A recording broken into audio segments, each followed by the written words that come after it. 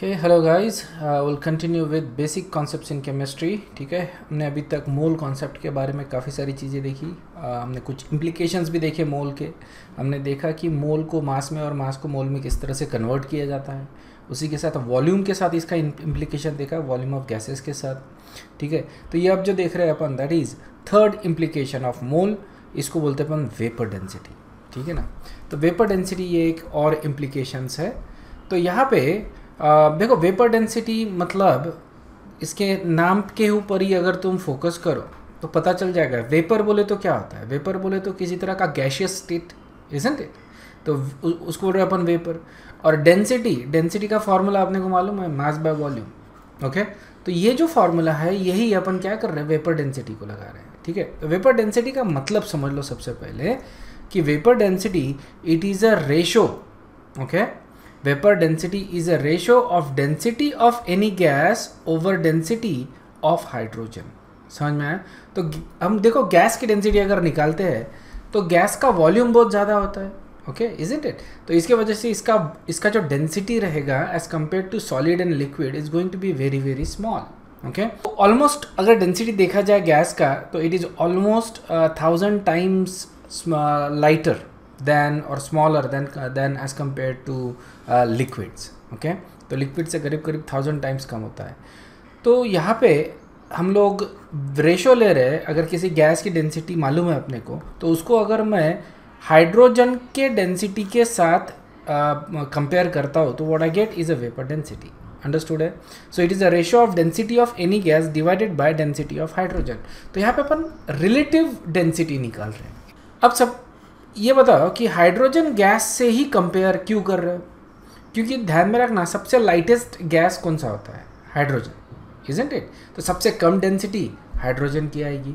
मतलब ये जो रेशो है डेंसिटी वाला, that is always going to be more than 1, isn't it? So vapour density का ratio, vapour density is always going to be more than 1। Clear है?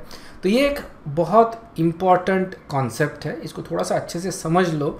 ठीक है, बुक में पढ़ोगे तो ज़्यादा समझ में नहीं आएगा, क्योंकि बुक में ज़्यादा एक्सप्लेन नहीं किया होता है। ओके, तो मैं इसको एक शॉर्ट में लिखता हूँ। Vapour density is density of any gas divided by density of hydrogen. ठीक है ना? सो that is the formula for me for vapour density. लेकिन ये कोई काम का नहीं है actually. So how do you major density of these things? तो मैं क्या करूँगा, एक चेम्बर ले लूँगा। ठीक है, तो ये एक चेम्बर ले लिया और यहाँ पे मैंने गैस भर दिया है। ओके, कोई गैस भर दिया है। दोनों के पैरामीटर्स जो भी है, ओके, वॉल्यूम, टेम्परेचर, प्रेशर, ये सारे पैरामीटर्स सेम है। तो ये जो पैरामीटर्स है दोनों के सेम है।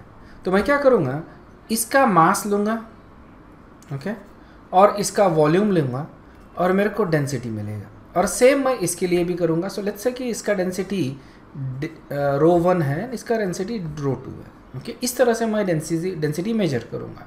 अगर इसमें से कोई एक गैस हाइड्रोजन है तो मैं उसका वैल्यू यहाँ पे रखूँगा और पहले वाले का यहाँ पे रखूँगा। इस तरह से मेरे को वेपर डेंसिटी मिल रहा है। सो यार, मेरे को ये पता चल रहा है कि ये जो गैस है, जो अननोन गैस है, मान लो ये कितना डेंस है as compare to hydrogen. Okay, तो एज कम्पेयर टू हाइड्रोजन इसकी डेंसिटी कितने टाइम्स है ये मेरे को पता चल रही है। तो यहाँ पे मान लो कि अगर मैं कंपेयर करता हूँ दो gases, I will take hydrogen and helium. तो यहाँ पे बताओ ये जो आंसर है ये कितना आना चाहिए? ठीक है, तो यहाँ पे देखो, इसका अगर वॉल्यूम, टेम्परेचर, प्रेशर सब लेता हूँ तो सेम लेता हूँ। Okay, so density of H2 is going to be, देखो इसका मास जो भी रहेगा। ओके, सो अब हम ये पकड़ लेते हैं, इसमें 1 मोल ऑफ गैस है तो ये रहेगा 2 ग्राम।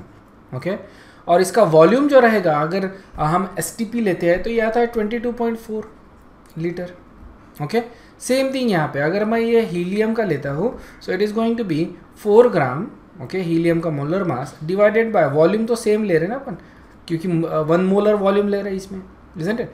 तो यहाँ पे अगर मैं रेशो लेता हूँ तो यह आएगा, पहले हीलियम का लेना पड़ेगा अपने को और डिनोमिनेटर में जो लाइट गैस है उसका ले रहा है हाइड्रोजन का। सो density of helium is 4 gram.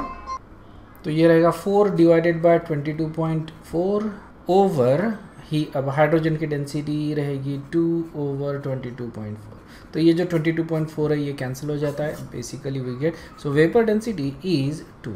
Okay, और ये रेशियो रहने की वजह से इसका कोई यूनिट नहीं रहेगा बेसिकली। ओके, सो यहाँ से वेपर डेंसिटी ये हो गया vapour density of helium. Okay, so ये हीलियम की वेपर डेंसिटी। इससे क्या पता चल रहा है अपने को कि जो हीलियम गैस है that is 2 times heavier than that of hydrogen, मतलब हीलियम गैस की डेंसिटी 2 टाइम ज़्यादा है हाइड्रोजन से। ओके, अगर मैं ऑक्सीजन ले लूँ, अगर मान लो कि मैं ऑक्सीजन की वेपर डेंसिटी निकालता हूँ, वेपर डेंसिटी ऑफ ऑक्सीजन, तो यहाँ पे ऑक्सीजन का जो मोलर मास रहेगा that is 32, okay, divided by volume जो ले रहे हैं अपन वो ले रहे हैं 22.4, और हाइड्रोजन लेते हैं 2 डिवाइडेड बाय 22.4। सो यहाँ पे वेपर डेंसिटी ऑफ ऑक्सीजन जो आता है दैट इज़ 16। मतलब ये हो रहा है कि density of oxygen is 16 times heavier than that of hydrogen. तो ये इसका मतलब होता है वेपर डेंसिटी का। अंडरस्टूड है? अब देखो इसको हम किस तरह से यूज़ करते हैं कैलकुलेशन में, and that is the key. ठीक है, तो यहाँ पे अगर मान लो डेंसिटी का जो फॉर्मूला उसको थोड़ा सा मैं इस तरह से लिख दूँ, density is equal to mass of gas A, let's say, okay, divided by volume of gas A, and density of hydrogen है तो ये mass of hydrogen divided by volume of hydrogen, isn't it? अगर मैं same volume लेता हूँ, okay, density के लिए मेरे को वॉल्यूम कुछ भी ले सकता हूँ मैं, इट डजंट मैटर, डेंसिटी ये चेंज नहीं होगा। ओके, अगर मान लो मैंने 1 लीटर लिया या 2 लीटर गैस लिया तो डेंसिटी सेम रहेगा। Density is a intrinsic property, ये अमाउंट के ऊपर डिपेंड नहीं करेगा, डेंसिटी हमेशा कांस्टेंट होती है। ओके, तो अगर मैं सेम वॉल्यूम लेता हूँ, ओके, तो ये वॉल्यूम कैंसिल हो जाएंगे, और इसके लिए इसके बाद मेरे को बस basically MA, so mass of that gas divided by mass of hydrogen gas, यही रेशो हमने अभी थोड़ी देर पहले कैलकुलेट किया, इजंट इट? तो जो अभी कैलकुलेट किया वो यही था। तो मास ऑफ जो गैस है divided by mass of hydrogen gas, तो basically vapour density is equal to mass of certain volume of gas divided by mass of same volume of gas. तो अब मेरे को अगर सेम वॉल्यूम लेता हूँ मैं तो सिर्फ मेरे को मासेस मेजर करने, उनका वॉल्यूम मेरे को मेजर करने की ज़रूरत नहीं है, क्योंकि जो अगर वॉल्यूम सेम रहेगा तो वो कैंसिल हो जाएगा। इसके पहले वाले जो एग्जाम्पल था उसमें भी अपन ने सेम वॉल्यूम लिया था 22.4 लीटर, इजंट इट? तो इसलिए सेम वॉल्यूम अगर लेता हूँ तो मेरे को सिर्फ मास मेजर करने की ज़रूरत है, and that's what we get. So यहाँ पे जितने भी वॉल्यूम्स अपन मेजर करते हैं they are at same conditions, दोनों गैसेस के लिए सेम टेम्परेचर, प्रेशर, सारी चीज़ें सेम होती है, और यहाँ पे वॉल्यूम भी अपन सेम रख रहे हैं, तो सिर्फ मास जो वैरी हो रहा है उसके वजह से अपने को वेपर डेंसिटी का रेशो मिल रहा है। ओके, अगर मान लो वॉल्यूम मैं 22.4 लीटर फिक्स कर देता हूँ, ये मैंने फिक्स कर दिया कि वॉल्यूम इज़ 22.4 लीटर, तो mass of 22.4 litre of gas divided bye same for hydrogen, okay, तो वेपर डेंसिटी हो जाता है molar mass of that gas, क्योंकि देखो मास ऑफ 22. ये तो मोलर वॉल्यूम हो गया ना, तो मोलर वॉल्यूम पे जो भी मास आएगा, ओके, मोलर वॉल्यूम पे जो भी मास आएगा that is going to be molar mass. Okay, तो मास ऑफ 22.4, अगर मैं वॉल्यूम ले रहा हूँ 22.4 लीटर, 1 मोलर मोलर वॉल्यूम अगर ले रहा हूँ, तो जो मास मिलेगा मेरे को that is going to be gram molar mass. और यहाँ पे ये भी मेरे को gram molar mass of hydrogen, in fact ये मेरे को अभी मालूम है, इजंट इट, कि gram molar mass of hydrogen is 2। Alright, तो यहाँ पे इसको मैं सिंप्लीफाई करके लिख सकता हूँ, vapour density is equal to gram molar mass, तो ये लिख रहे अपन ग्राम मोलर मास या molar mass of gas, molar mass of gas in EMU divided by molar mass of hydrogen which is 2। Okay, तो ये जो आ रहा है दैट इज़, तो मैं इसको मोलर मास के लिए सॉल्व कर सकता हूँ। So molar mass of gas is equal to, 2 को इधर ला लिए, we get vapour density times 2। ये बहुत इंपॉर्टेंट इक्वेशन है, देखो कि हमको सीधा सीधा मोलर मास ऑफ गैस, जो भी गैस है उसका मोलर मास या मॉलिक्यूलर वेट हम निकाल रहे हैं वेपर डेंसिटी को डबल करके, ओके, फ्रॉम दिस फॉर्मूला। तो वेपर डेंसिटी अगर मेरे को मालूम है किसी गैस की, ओके, तो उसका अगर मैं ट्वाइस करता हूँ तो we get molar mass. It should not be a surprise कि ये एक्चुअली वर्कआउट होता है, because remember according to this formula अगर मैं वेपर डेंसिटी निकाल रहा हूँ, density of any gas divided by density of hydrogen compare कर रहा हूँ, तो इसका मतलब अगर मोलर मास निकालता हूँ मैं ओके उस गैस का, तो ये हाइड्रोजन के मोलर मास से डबल रहेगा, इजंट इट? तो हाइड्रोजन का जो भी वेपर डेंसिटी आएगा, सो ये तो 2 हो गया ना, ओके तो ये 2 जब इधर आ रहा है तो vapour density times 2 we get molar mass of that gas. तो ये रेशो रहने की वजह से we get this particular equation, और ये इक्वेशन आसानी से ध्यान में रहता है, molar mass is equal to vapour density times 2, ठीक है ना। अब वेपर डेंसिटी मेरे को एक्सपेरिमेंटली मेजर करनी पड़ती है, और उसके लिए this is the only way, okay I will do vapour density इस तरह से, ओके मैं क्या करूँगा यहाँ पे जो भी गैस है उसकी वेपर डेंसिटी मेजर करूँगा सबसे पहले। अब वेपर डेंसिटी मेजर करने के लिए मेरे को क्या करना पड़ेगा कि मेरे को ये तो मालूम है डेंसिटी ऑफ हाइड्रोजन गैस, क्योंकि ये कांस्टेंट होता है, डेंसिटी मैंने पहले बताया ये कांस्टेंट होता है, तो ये मेरे को मालूम है। लेकिन अगर कोई गैस है और मेरे को उसका मोलर मास निकालना है, तो मैं क्या करूँगा उसका डेंसिटी निकालूंगा सबसे पहले, फिर ये फॉर्मूले में रख के उसका वेपर डेंसिटी निकाल लिया, और वेपर डेंसिटी आ गया उसका ट्वाइस कर दिया, डबल कर दिया, we get the molar mass. तो देखो पुराने ज़माने में कितने आसानी से मोलर मास निकाला जाता था, और लेकिन ओनली फॉर गैसेस, ये लिक्विड और सॉलिड के लिए अपन यूज़ ही नहीं कर सकते, क्योंकि वेपर डेंसिटी गैसेस के लिए अप्लीकेबल होगा ना। तो यहाँ पे वी हैव टू अंडरस्टैंड कि ये जो अपन अप्लाई कर रहे हैं that is only for gases, it is only apply for vapour और gases, okay. So that's how we calculate vapour density, understood है?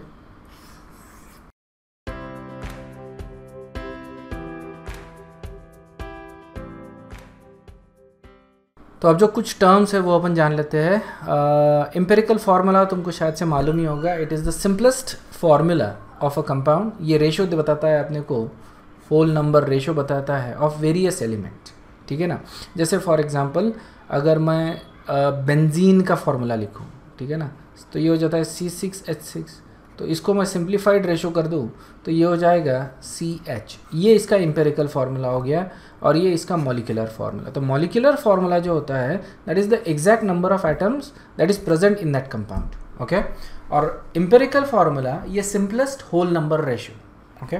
तो जैसे फॉर एग्जांपल एक एग्जांपल C6H12O6, तो ये ग्लूकोज ले लिया, तो ये मॉलिक्यूलर फार्मूला हो गया उसका, क्योंकि इसमें पता चल रहा है मेरे को कि इसमें 6 कार्बन है, 12 हाइड्रोजन है, 6 ऑक्सीजन है ग्लूकोज में। और इसका मैं अगर सिंपलेस्ट रेशो लेता हूँ तो मेरे को मिलता है CH2, ओके। तो यहाँ पे मेरे को पता चलता है 1 कार्बन, 2 हाइड्रोजन, 1 ऑक्सीजन, इनका रेशो जो आ रहा है वो 1:2:1, ये रेशो आ रहा है मेरे को इसमें। तो this ratio is very important, isn't it? तो सबसे पहले जो अपन निकालते हैं किसी भी कंपाउंड को अगर आइडेंटिफाई करना है, तो सबसे पहले उसका एम्पिरिकल फार्मूला निकालते हैं। तो एम्पिरिकल फार्मूला से मेरे को उसका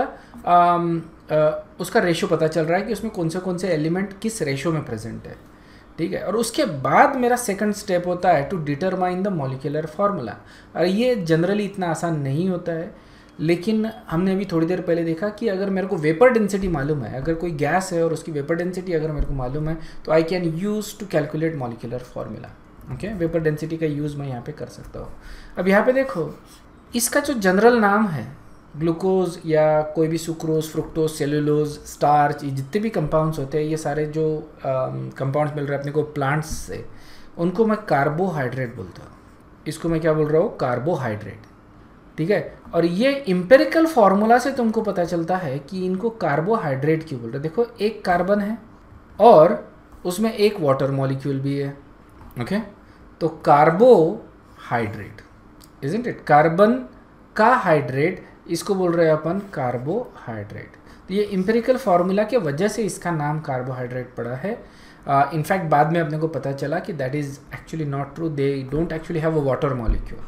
ग्लूकोज में कोई वाटर मॉलिक्यूल नहीं है, देर आर OH ग्रुप, तो ये हाइड्रोक्सिल ग्रुप होते हैं, इनमें अल्कोहल ग्रुप होते हैं, but it doesn't have a water molecule. सिर्फ इम्पेरिकल फार्मूला में अपने को वाटर दिखता है, ओके।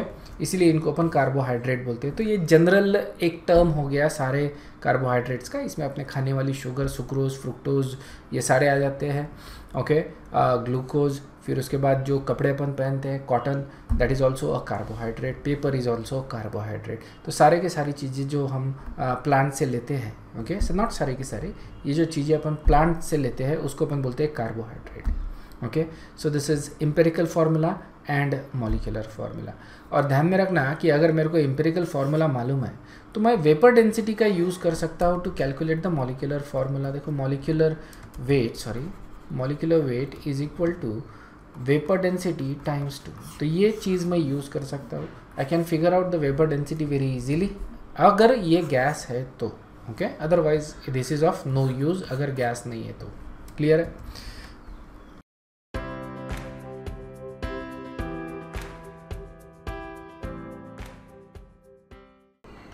सो एक रिव्यू क्वेश्चन है। देखो क्वेश्चन ये है, carbon compound of empirical formula CH2O has a vapour density of 30, what is the molecular formula.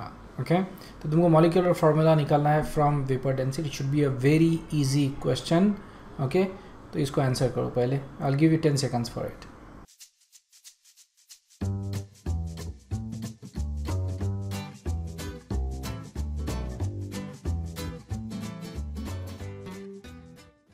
Okay, so देखो क्वेश्चन है, वेपर डेंसिटी दिया है, मॉलिक्यूलर फार्मूला निकालना है। हमको मालूम है कि molecular weight is equal to vapour density times 2। तो इसका मतलब मॉलिक्यूलर वेट हो जाता है 60। ऑलराइट, और अब तुमको देखना है कि कौन से कंपाउंड का मॉलिक्यूलर वेट 60 आ रहा है। तो I think this is the one that actually has a molecular weight of 60 and that is the molecular formula of this compound. Okay, so देखो इस तरह से वेपर डेंसिटी को लेके हमने मॉलिक्यूलर फार्मूला निकाला। Okay, easy question.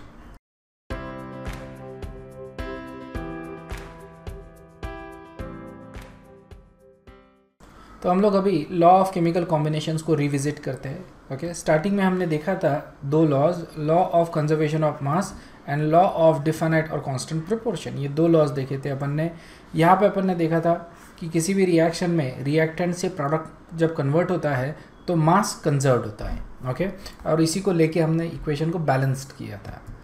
Law of definite या constant proportion में हम देखते हैं कि जो भी एलिमेंट्स कंबाइन होते हैं उनका एक प्रोपोर्शन जो होता है, जो रेशो होता है, देर स्पेसिफिक। इसका एक दूसरा मतलब भी ये होता है कि अगर जैसे मेरे ख्याल से क्लासिकल टर्म में अगर लॉ ऑफ डिफाइनाइट या कांस्टेंट प्रोपोर्शन को डिफाइन किया जाए तो अगर मैं कोई कंपाउंड लेता हूँ जैसे H2O, तो इसमें जो रेशो है हाइड्रोजन और ऑक्सीजन का बाय मास, तो hydrogen is 2 and oxygen is 16। तो इसको मैं अगर सिंप्लीफाई कर दूँ तो it becomes 1:8।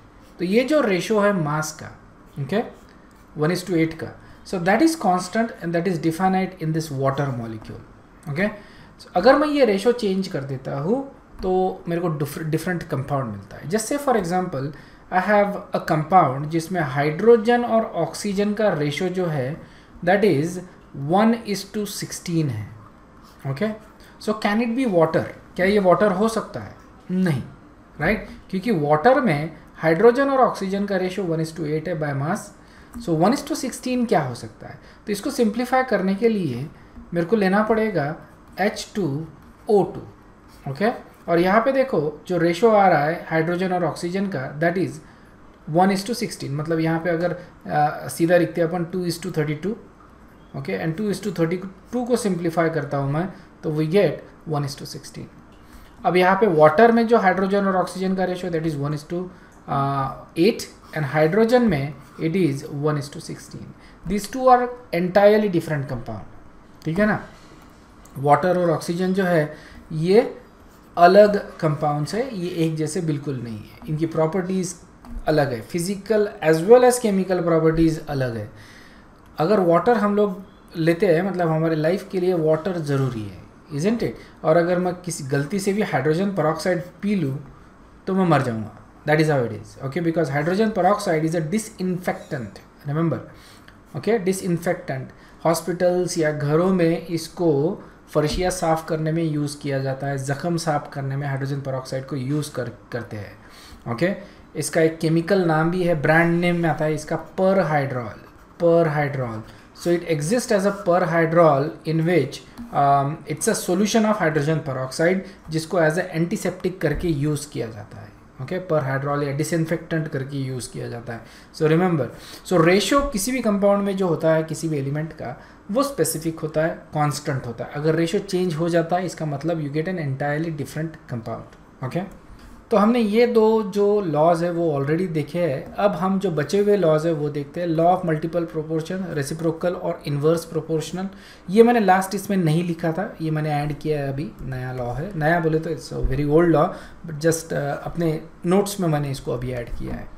And then we have Gay-Lussac's law or law of gaseous volume, and the last one is Avogadro's law. Okay, so ये laws सिर्फ समझ लो basically, don't memorize it or don't do anything with it, सिर्फ इसको ध्यान से समझ लो, that's all you need to do.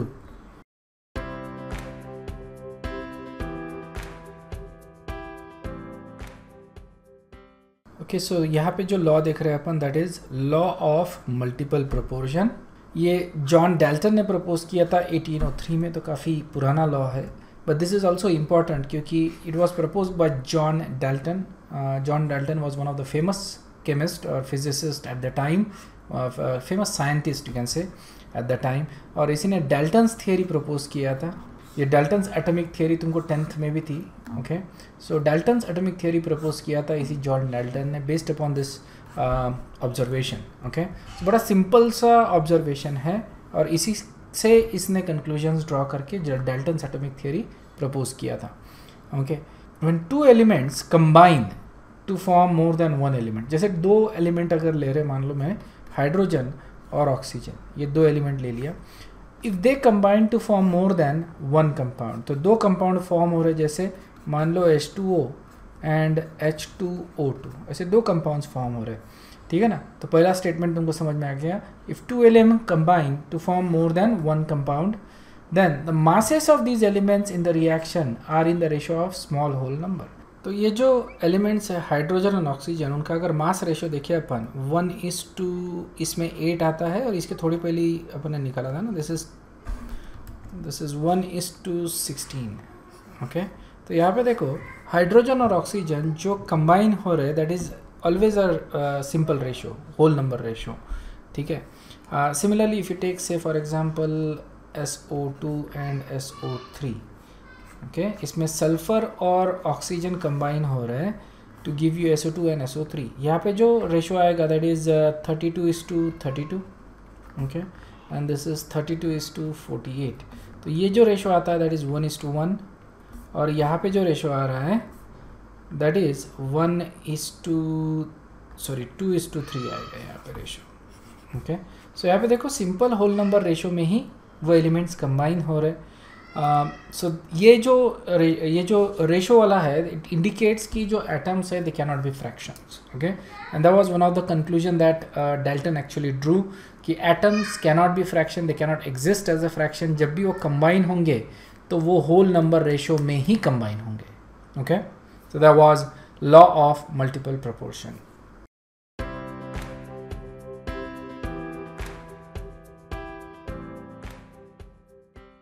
Next law हम लोग देख रहे हैं, that is law of reciprocal proportion या इनवर्स प्रोपोर्शन. इसको 1792 में रिचर ने प्रपोज किया था. This is actually before Dalton.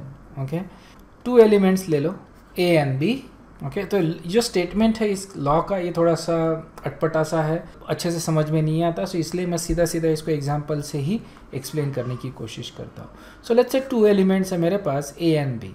Okay, so दो एलिमेंट लेते हैं अपन. So will take something like carbon and hydrogen. Okay, and which combine separately with a fixed mass of third element. Okay, so let's say fixed mass of third element is oxygen. Okay, so किसी एक का mass fix करेंगे, doesn't matter कि कौन सा है. So will से this is A, this is B and this is C, whatever, right, इस तरह से. So when you have two element, okay, तो ये टू एलिमेंट ले लिए and it combines with fix mass of third element. Okay, which is we taking as hydrogen. इसका mass अपन fix करेंगे. सो जो भी कंबाइन होंगे इज आइदर, सो इनका जो कॉम्बिनेशन का जो रेशो रहेगा is either same or some multiple ratio of the masses in which A and B combine with each other. तो जब भी A एंड B कंबाइन होंगे विथ दिस, तो इनका जो रेशो रहेगा that is always going to be same, या तो सेम रेशियो रह सकता है या तो कोई सिंपल मल्टीपल रेशियो रह सकता है। ओके तो अगर देखा जाए तो ये जो लॉ है that is basically like a law of multiple proportion. तो इसी तरह के इसी का एक्सटेंशन लगता है, बट ये एक्चुअली आई थिंक ये पहले डिस्कवर हुआ था एंड दैट्स वाई, तो लेकिन हम बाद में इसको डिस्कस कर रहे हैं एज कम्पेयर टू डाल्टन। तो यहाँ पे will make a compound, so let's say we have carbon, oxygen and hydrogen. ठीक है, अगर मैं कार्बन और हाइड्रोजन को कंबाइन करता हूँ तो मेरे को CH4 मिलता है। कार्बन और ऑक्सीजन को कंबाइन करता हूँ तो CO2 मिलता है, और ऑक्सीजन और हाइड्रोजन को कंबाइन करता हूँ तो H2O मिलता है। ठीक है, तो अब देखो यहाँ पे जो रेशियो मिल रहा है अपने को CH4 में कार्बन और हाइड्रोजन का, दैट इज़ 12:4, और इसको अगर मैं सिंप्लीफाई कर दूँ सो दिस इज़ 3:1। ओके, यहाँ पे जो रेशियो मिल रहा है मेरे को हाइड्रोजन और ऑक्सीजन का, दैट इज़ 2:16, इजंट इट, 2:16, और इसको अगर मैं सिंप्लीफाई कर लूँ तो ये हो जाएगा 1:8। अब यहाँ पे देखो ये जो मास है, ये जो रेशियो है दैट इज़ हाइड्रोजन। ओके, और यहाँ पे दिस इज़ हाइड्रोजन, तो हाइड्रोजन का मास मैंने फिक्स कर लिया। Okay, it is 1, that is the mass of the hydrogen. अब यहाँ पे देखो जो कार्बन और ऑक्सीजन है उनका जो रेशियो है कॉम्बिनेशन का, उसके बारे में बात चल रही है। तो ये क्या बोल रहा है कि A और B, मतलब this is A and this is B, ये जब कंबाइन हो रहे थर्ड एलिमेंट से, ओके, तो इनका अगर कॉम्बिनेशन का रेशियो देखे जाएगा so that is going to be either this same ratio, either 3:8, यही रेशियो मिलेगा मेरे को यहाँ पे। तो हम इसकी बात कर रहे हैं, तो कार्बन और हाइड्रोजन अगर कंबाइन होना है तो जो रेशियो रहेगा आइदर 3:8 और some multiple of that ratio.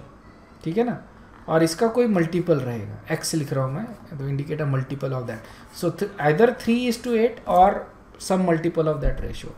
ठीक है, तो हमको मालूम है कार्बन और ऑक्सीजन कंबाइन होकर कार्बन मोनोऑक्साइड बनाता है, कार्बन डाइऑक्साइड बनाता है, isn't it. So look at carbon dioxide, so CO2, इसमें देखो कार्बन है 12 और ऑक्सीजन है 32। ओके, तो इसको अगर मैं सिंप्लीफाई कर लूँ तो ये आता है 3:8, इजंट इट। और ये एग्जैक्ट रेशो आ रहा है यहाँ पे, अगर तुम देखो तो ये जो रेशो आ रहा है दैट इज सेम 3:8, वही रेशो यहाँ पे आ रहा है। तो कार्बन हाइड्रोजन के साथ कंबाइन हो रहा है तो मेरे को 3:1 रेशो मिल रहा है। हाइड्रोजन उसी तरह से ऑक्सीजन के साथ कंबाइन हो रहा है तो मेरे को 1:8 रेशो मिल रहा है। तो इसमें जो कॉमन एलिमेंट है दैट इज़ हाइड्रोजन, उसको मैंने लॉक कर दिया, उसका मास फिक्स कर दिया। अब हम बोलते हैं कि अगर ये दो एलिमेंट कंबाइन होंगे तो इनका जो कॉम्बिनेशन का रेशो रहेगा वो या तो ये रेशो रहेगा या इसका कोई मल्टीपल रहेगा, ये इसका इन्वर्स भी हो सकता है, इसीलिए हम इन्वर्स प्रोपोर्शन भी यूज़ करते हैं कभी कभी। सो इसका या तो ये रहेगा या तो इसका इन्वर्स रेशो रहेगा। इसका एक और एग्जांपल मैं दे देता हूँ to make it clear. Okay, so let's say I have sulphur and oxygen and hydrogen. ठीक है, यहाँ पे सल्फर और ऑक्सीजन कंबाइन होता है तो ये इस तरह का ट्रायंगल बनेगा। तो इसको मैं ऐसे ही रखता हूँ। ओके, तो सल्फर और हाइड्रोजन को कंबाइन कर रहा हूँ मैं तो SH2 मिलेगा। हाइड्रोजन और वाटर को कंबाइन कर रहा हो तो H2O मिलेगा। ठीक है, और यहाँ पे जो रेशो आ रहा है 32:2, और सिंप्लीफाई कर लूँगा इसको तो ये हो जाएगा 16:1। ओके, और यहाँ पे अगर मैं लेता हूँ 2:16 और इसको अगर सिंप्लीफाई कर लूँगा मैं इसको तो ये हो जाएगा 1:8। ओके, H2O में। अब मैं रेशोज़ लॉक करता हूँ क्योंकि जो हाइड्रोजन है दैट इज़ फिक्स्ड। ओके, ये हाइड्रोजन का मास हो गया दैट इज़ फिक्स्ड, और ये जो है that is sulphur and that is oxygen. तो सल्फर और ऑक्सीजन अगर कंबाइन होते हैं, ओके, तो हम ये बोल रहे हैं कि अगर सल्फर और ऑक्सीजन कंबाइन होंगे, मैं इन दोनों को लाता हूँ कॉम्बिनेशन के लिए, तो सल्फर कितना है 16 और ऑक्सीजन कितना रहेगा 8। ठीक है ना, और इसको मैं सिंप्लीफाई कर दूँ तो ये हो जाएगा 2:1 ये रेशो।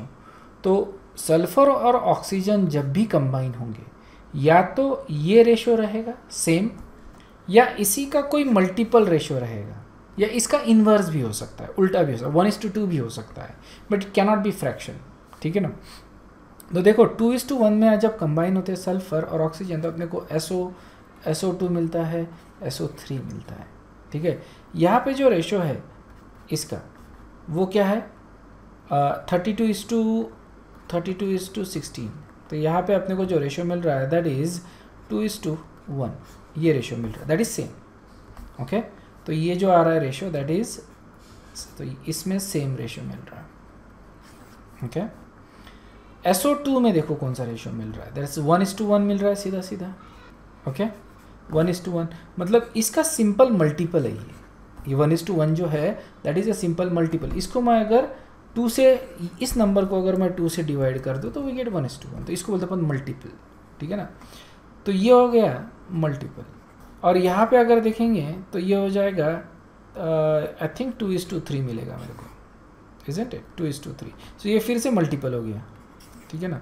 तो यहाँ पे अपन बोलते हैं इसको, इस टाइप के रेशियो इसको बोलते हैं लॉ को बोलते हैं law of reciprocal or inverse proportion. Reciprocal proportion तुम ध्यान में रखो, रिमेंबर कि ये मल्टीपल में ही कंबाइन होंगे, इसको अपन रेसिप्रोकल बोलते हैं इसलिए कि कभी कभी ये इन्वर्स भी हो सकता है। अब इस केस में we didn't get that example, but in some cases you get a reciprocal or inverse, okay. But it is either the same or multiple or inverse of जो रेशो में ये कंबाइन हो रहे हैं, ओके।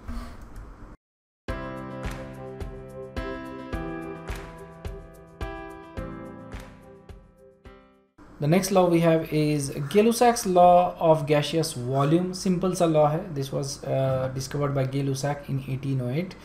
तो बड़ा simple सा law है, when gases combine or produced, मतलब किसी भी रिएक्शन में gases अगर combine हो रहे to give you product, यहाँ पे अपन gases को as a reactant treat कर रहे हैं, and they are produced as a product, okay, in a chemical reaction, they do so in a simple ratio by volumes provided all gases are at same temperature and pressure.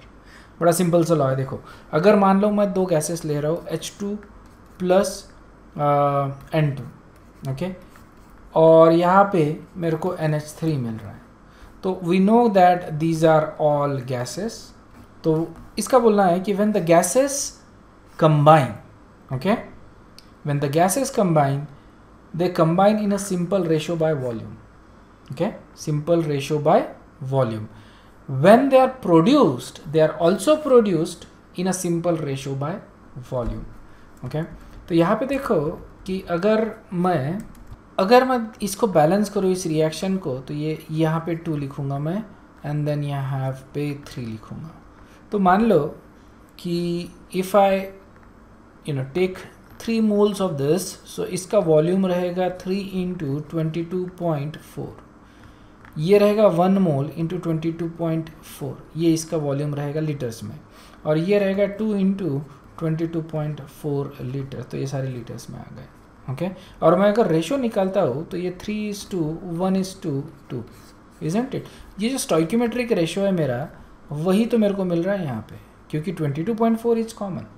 तो इसका बोलना ये था कि जब भी ये कंबाइन होंगे तो उसका जो कॉम्बिनेशन या प्रोडक्शन का जो रेशियो रहेगा that is always going to be a simple ratio, ये फ्रैक्शनल नहीं हो सकता, ओके, ये रेशियो फ्रैक्शनल नहीं हो सकता। इसी को अपन Gay-Lussac's law of gaseous volume बोलते हैं या कंबाइनिंग वॉल्यूम बोलते हैं। जैसे अगर मैं H2 plus O2 gives you H2O and these are gases, okay, so hydrogen oxygen combines to give you liquid water, ठीक है ना, लेकिन इसको बैलेंस करना पड़ेगा, so will do that, so this is going to be that, okay. So now it is a balance. अगर ratio देखे हो अपन गैसेस के कॉम्बिनेशन का, that is always going to be 2 liters of hydrogen combine with 1 liter of oxygen, और 20 liter of hydrogen combine with 10 liter of oxygen, ठीक है। इसका रेशो मैं नहीं लिख सकता because it is a liquid, okay. Liquid का रेशो इसमें अपन नहीं इंक्लूड करते, हम सिर्फ गैसेस के लिए ये बात कर रहे हैं, ठीक है। कोई भी गैस जब कंबाइन होता है तो उनका कॉम्बिनेशन का रेशो होल नंबर रहेगा। अगर कोई गैस प्रोड्यूस हो रहा है तो उसके प्रोडक्शन का जो रेशो रहेगा that is also going to be a whole number ratio, understood है। तो यहाँ पे ये है Gay Lussac's law of combining volume, okay. Another example we can take is CH4 gas plus O2 gas gives you CO2 gas plus H2O लिक्विड। ठीक है, तो यहाँ पे इसको बैलेंस करना पड़ेगा। सो कार्बन तो बैलेंस्ड है ऑब्वियसली, हाइड्रोजन को बैलेंस कर लो and then oxygen, we have 4 oxygen, so 2। So यहाँ पे देखो जो रेशो है कॉम्बिनेशन का वो है फॉर गैसेस ओनली 1:2:1। ठीक है, that is the ratio of combination. और ये जो है ये कार्बन डाइऑक्साइड का ratio of formation. Okay, liquid के लिए हम नहीं ले सकते इस रेशो में। So when the gases combine और produced they are always doing that in simple whole number ratio. Okay, I hope this is clear. So ये था Gay-Lussac's law of combining volume.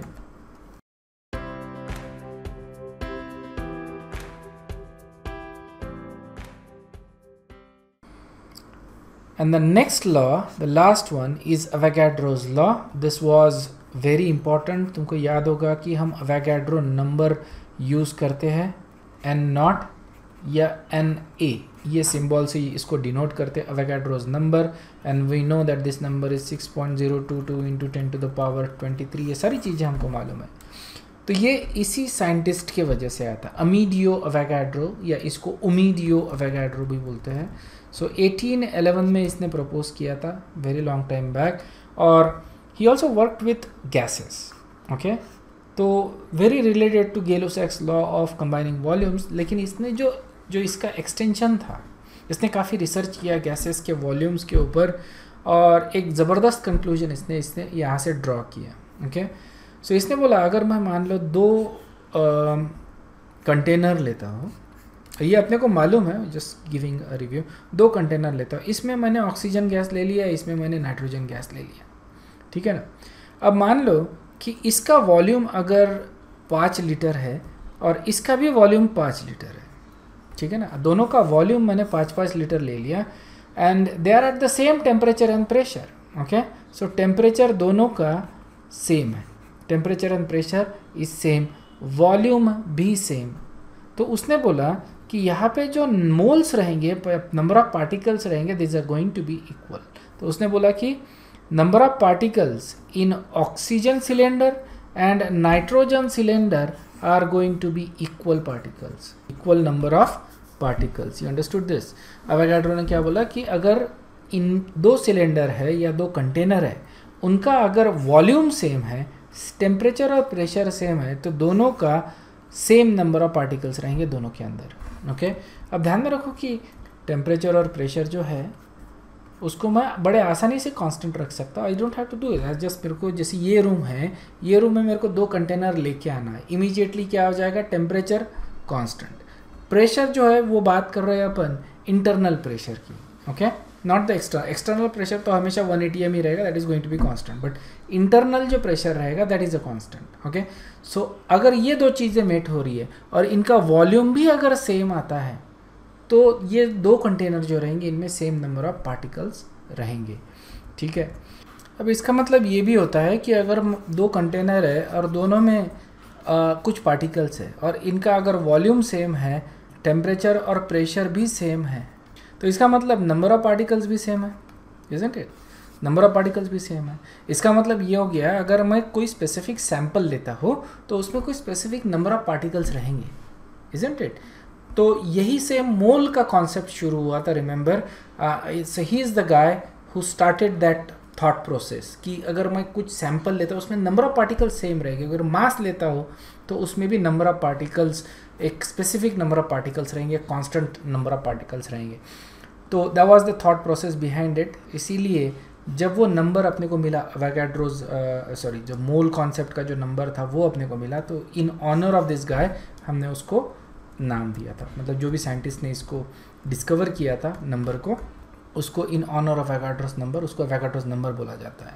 Okay, one of the important thing Avogadro did was he made a distinction between atoms and molecules. पहले ये माना जाता था कि everything is just made up of atoms. Okay, जैसे for example if I have to make HCl is an atom, that's what people used to think. It's a water, okay?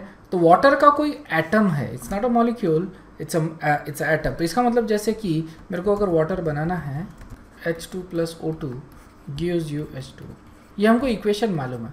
पहले ये माना जाता था कि हाइड्रोजन का एटम कंबाइंस विथ ऑक्सीजन का atom and gives you new atom, एक नया एटम मिलता है, that is a water atom.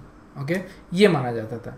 Avogadro ने बताया कि that is not the case. Okay, it's not that always the atoms are combining, कभी कभी मॉलिक्यूल्स हो सकते हैं, these are made up of atoms. Okay, तो मॉलिक्यूल वाला कॉन्सेप्ट जो था उसके ऊपर ज़्यादा फोकस किया उसने। सो एटम्स के जगह मॉलिक्यूल्स कंबाइन होके और नया मॉलिक्यूल होगा, तो यहाँ पे एटम्स रीअरेंज हो सकते हैं।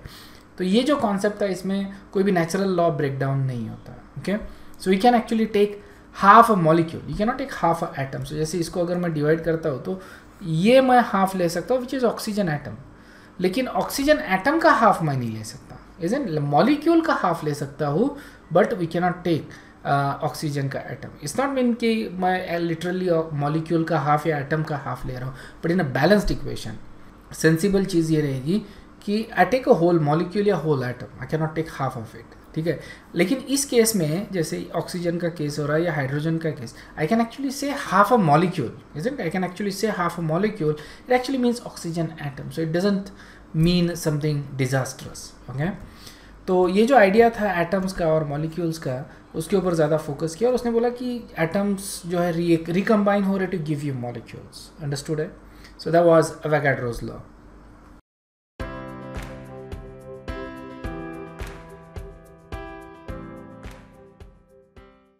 हमने थोड़ी देर पहले देखा कि जॉन डाल्टन ने law of multiple proportion propose किया था। ओके, और उसके बाद उसने डाल्टन्स एटॉमिक थियोरी प्रपोज की थी। This is was one of the first atomic theory that was proposed, और इससे एटम्स के बारे में थोड़ी आइडिया अपने को मिली। Before that we had no idea what the atoms are actually, और what the molecule is, whatever it is, so we don't know much about it.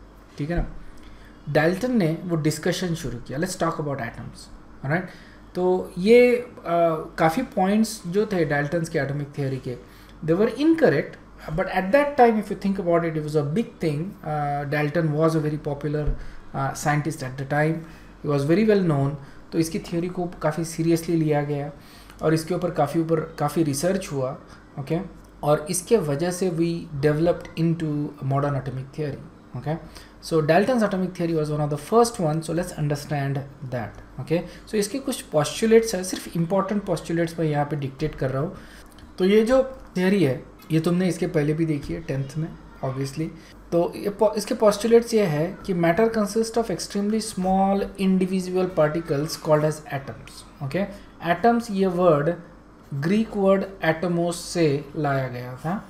atomos का मतलब होता है smallest indivisible, इसको और ब्रेक नहीं कर सकते ऐसी चीज़। तो देखो, इसने बोला मैटर, जितना भी मैटर है, okay, whether it is atom और मॉलिक्यूल और whatever it is, they are all made up of small, very small in fact, okay, extremely small indivisible particles. Indivisible particles जिसको अपन क्या बोल रहे हैं, एटम्स। तो एटम से छोटा और कुछ नहीं है, एटम्स ही सबसे छोटा है, ऐसा अपन यहाँ पे मान रहे हैं। Obviously we know that is not correct, क्योंकि there are subatomic particles जिनसे एटम्स बने हैं, right. You have protons, neutrons and electrons. Even protons and neutrons सब atomic particles से बने हुए हैं। Okay, there are about 15 or 20 सब atomic particles, और ये अभी भी discover होते जा रहे हैं। All atoms of a given element have identical property. Okay, कोई भी given element अगर लेते हैं तो उसके जो भी atoms रहेंगे उनकी properties कैसी रहेगी, identical। जैसे for example अगर मैं gold लेता हूँ A, तो ये gold अगर प्योर है और कहीं से भी लाया, तो जो भी एटम्स इन्वॉल्व रहेंगे इस गोल्ड में, that is going to be same as any other gold, इसमें कोई फ़र्क नहीं रहेगा। Okay, so if I take say for example oxygen in my room and oxygen somewhere else, the oxygen is going to be same, there is not going to be any difference. There is no such thing as artificial oxygen और natural oxygen, ये कोई ये नहीं होता। तो अगर element या compound same है तो उसमें इन्वॉल्व जो भी एटम्स रहेंगे वो भी सेम रहेंगे। अंडरस्टूड है? सो ये कोई अलग नहीं रहेगा। इसी से थर्ड पोस्टुलेट बनता है कि अगर डिफरेंट एलिमेंट्स है, डिफरेंट कंपाउंड है, तो उसमें जो भी एलिमेंट्स इन्वॉल्व रहेंगे उनकी प्रॉपर्टीज़ अलग रहेगी। Okay, so if you take silver, okay, obviously different matter, different elements, isn't it, तो इनकी जो प्रॉपर्टीज़ रहेगी वो अलग रहेगी। सेम एलिमेंट्स है तो इनकी सेम प्रॉपर्टीज़, अलग एलिमेंट्स है तो इनकी प्रॉपर्टीज़ अलग रहेगी। Okay, atoms combine with each other in a simple fixed ratio, ये इसी का पॉस्टुलेट था, law of multiple proportion, law of definite proportion, ये सारे इसने ये डिराइव किया था। सो ये बोल रहा है कि अगर एटम्स कंबाइन हो रहे तो फिक्स रेशो में ही कंबाइन हो रहे, this is basically multiple proportion. And then we said the chemical reaction are nothing but reorganisation of the atom, atoms सिर्फ इंटरचेंज हो रहे, रीऑर्गेनाइज हो रहे, ये केमिकल रिएक्शन है। Okay, if you look at this example, H2 + N2 gives you NH3, तो इसमें हो क्या रहा है? Okay, no matter we balance it, hydrogen hydrogen के साथ है, नाइट्रोजन नाइट्रोजन के साथ है, और यहाँ पे नाइट्रोजन हाइड्रोजन के साथ है, तो इन्होंने इंटरचेंज कर लिए ना एटम्स, इजंट इट? तो रीऑर्गेनाइज हो गया एटम्स, अपना पोजीशन चेंज कर दिया, इससे एक नया मॉलिक्यूल बन गया, नया एनवायरनमेंट बन गया, और उसकी प्रॉपर्टी अलग रहेगी। हाइड्रोजन की प्रॉपर्टी अलग, नाइट्रोजन की प्रॉपर्टी अलग, और अमोनिया की प्रॉपर्टी अलग। Okay, so different elements are different properties, same element have same properties, और ये जब कंबाइन हो रहे, रिएक्शन हो रही है, it is simply reorganising. Okay, इसने ये भी बोला था कि atoms can neither be created nor destroyed. Okay, this was one of the postulate. Obviously in a general chemistry that is true. Okay, atoms can neither be created nor destroyed, इनके मास में या किसी भी प्रॉपर्टी में कोई भी change नहीं आता। ऑलराइट, इसका मतलब कि एटम्स आर फॉरएवर, एक बार एटम फॉर्म हो जाता है, इट डजंट गेट डिस्ट्रॉयड। तो यही हम इफ़ यू रिमेंबर लास्ट इसमें जो क्वेश्चन आया था ग्रैंडफादर और आपके एज का, well that's the same thing, atoms are passed on, we don't actually create atoms, atoms सिर्फ generation to generation pass on हो रहे, they are taking different forms। okay, तो रॉक का एटम था, वो डिजॉल्व होके किसी तरह से कार्बन किसी पेड़ में चले गया, पेड़ से मैंने वो उसका फ्रूट खा लिया तो वो मेरे अंदर आ गया, it is now a biomolecule और it is doing something. Okay, so atoms are different, basically changing their forms, that's all atoms are doing। okay, सो ये एटम्स के बारे में है। This were the postulates of Dalton's atomic theory. काफ़ी postulates इसके गलत है, मैंने पहले ही बताया, पहला पॉस्टुलेट गलत है क्योंकि एटम्स इंडिविजिबल नहीं है, they can be divided, they can be broken okay into smaller pieces, they can be formed, so they can not B, ऐसा हम बोल रहे हैं ना डिस्ट्रॉय, जब डिविजिबल है इसका मतलब क्या हो रहा है, हम लोग डिस्ट्रॉय कर सकते हैं और क्रिएट भी कर सकते हैं। न्यूक्लियर फ्यूजन और न्यूक्लियर फिजन में अपन यही करते हैं, न्यूक्लियर फ्यूजन में नए एटम्स क्रिएट कर रहे हैं, न्यूक्लियर फिजन में एटम्स को ब्रेक डाउन कर रहे हैं। ओके, ये ज़रूरी नहीं है कि all atoms have identical properties. Okay, isotopes for example, isotopes में मास अलग होता है, they have the same chemical properties, the elements are same, okay, they have same chemical properties but their physical properties are different in isotopes। okay, different elements may have different properties, not necessarily true, in most cases it is true, different अगर element है तो उनकी properties भी अलग होती है, लेकिन से for example isobars, तो isobars में क्या होता है, अलग अलग elements है, different elements है, लेकिन atomic mass जो है that is same, A जो होता है atomic mass जिसको हम बोलते हैं that is sorry A is same, atomic mass जो होता है वो सेम होता है, एटॉमिक नंबर अलग है, right, number of protons, number of neutrons सब कुछ अलग है, लेकिन total number of nucleons same आते हैं इसमें, तो मास सेम आ रहा है। ओके, इनको अपन आइसोबार्स बोलते हैं। सो इट्स नॉट नेसेसरीली कि इनकी सारी प्रॉपर्टीज़ अलग रहेगी, हो सकता है कुछ प्रॉपर्टीज़ सेम हो। Okay, rest of it is fine, I think this is fine। we know that in most cases जब जनरल रिएक्शंस कर रहे हैं तो that's exactly what is happening, reorganization हो रहा है, except nuclear chemistry, nuclear chemistry में we can create and destroy the atoms, we can। okay, so ये होता है डाल्टन्स एटॉमिक थियरी। यहाँ पे अपन रुकते हैं, will continue with rest of basic concepts in chemistry. जो नेक्स्ट इसमें अपन देख रहे हैं that is more related to calculations in chemistry, तो कॉन्सेंट्रेशन टर्म्स और ये सारी चीज़ें अपन नेक्स्ट इसमें देखेंगे।